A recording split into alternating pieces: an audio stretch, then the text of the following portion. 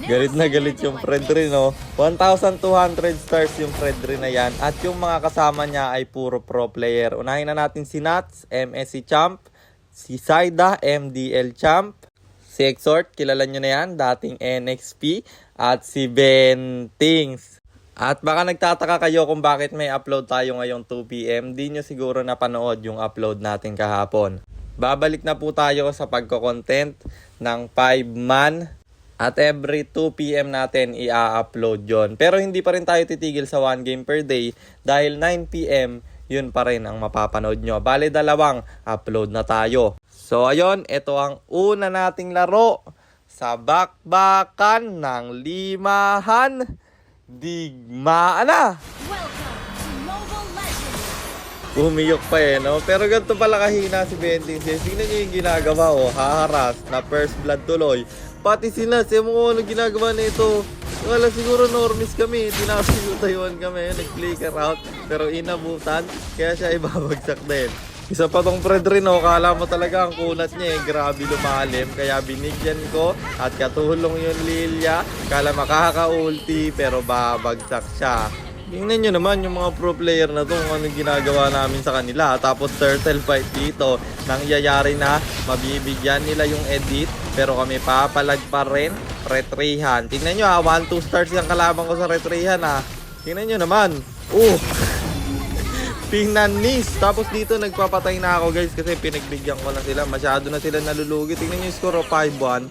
Mga pro player pa yan. Dito naman pinartidahan ko na yung retrin kasi masyado na naiinis sa akin Binigyan ko lang ng 1 kill. Pero mabibigyan din siya ng Natalia. Nagagalit na yung mga pro player. Tignan nyo naman yung Brody nandito agad sa gitna. Wala pang 5 minutes yung laban. Tapos, kala nila yun na yung bawi nilang gagawin. Pero syempre, hindi tayo papayag na ginaganon lang din. Bagsak, si Exort. Tapos yung turtle dito, sinisimulan nila. Makikipag-retrihan na naman. Arlot dito tamang zone out lang. Tapos yung Fredrin, binigay ko sa kanya yung 1 turtle kasi tigisan naman kami. Alangan sa akin lahat, diba? Garapal ko naman nun. Tapos si Bentings dito, hindi ko alam, sobrang na palang kunat niya. Nag-magic resist, masyado takot sa akin ito. Nag-radiant armor agad. Yung Fredrin naman dito, lumalim na naman. Kala siguro sobrang kunat niya. Ang dami-dami namin. Yung damage namin sobra-sobra. Bagsak na naman yung Fredrin nila. Tapos pinakil ko ng isa yung Arlot dito para makabawi man lang sa akin. Kasi kanina nabigyan ko siya, diba? Tapos ayun, nagyabang yung Fredrin. Kumampanti na. Tapos lumalim siya. Ayun, patay ang tanga. May kasama pang TV at sticker yan. Nanggigil yung Arlot pero di tayo aabutan. Tapos Lord, fight. Arlot na naman ang zone out sa atin. Pero na-retry ng Fredrin kasi medyo late ako. Aminado ko, kasalanan ko yun guys. Medyo na late ako ng dash. Tapos si Nats, di ba ang bansag dyan makunat? Tingnan nyo naman kalambot, mananakbo kay Kapitan Jer. Makakataka siya pero kulang sila ng isa sa paparating na Lord. At eto na yung iniintay ko, yung kumampante, yung mga kalaban, kanila kaming pinanggigilan. Tingnan nyo yung gagawin ng Brody dito. I-hero lock ako, hindi niya alam. Meron akong winter transition, napa-winter na rin.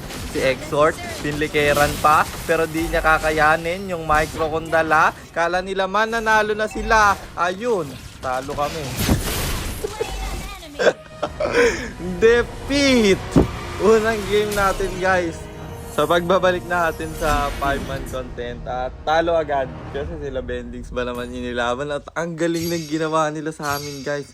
Di ba puro damage yung lineup namin, unsustained lang edit.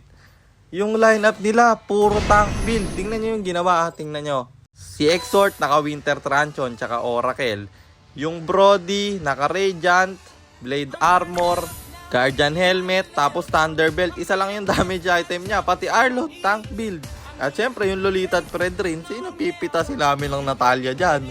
At ayun nga, malamang may nayabangan sa content natin na to kung hindi nila tinapos yung video. At kayo namang mga tumapos ng video, sana guys napasaya ko kayo.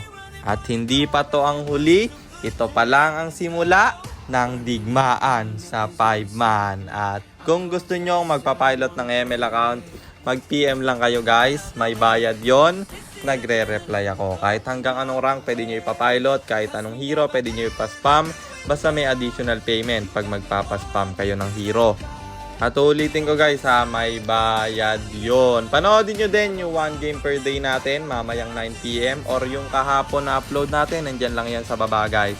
At syempre kung napatawa ko kayo, huwag nyo kalimutang i-share. Then after nyo i-share, mag-comment na rin kayo ng pa-shoutout para ma-shoutout ko kayo sa content natin na 1 game per day mamaya. At bago ka mag-message sa akin, mag-comment or mag-share, huwag mo munang kalimutang i-like and follow yung page natin. Yun lang guys, maraming salamat sa inyong suporta. At palagi kayong mag-iingat. God bless. Paalam!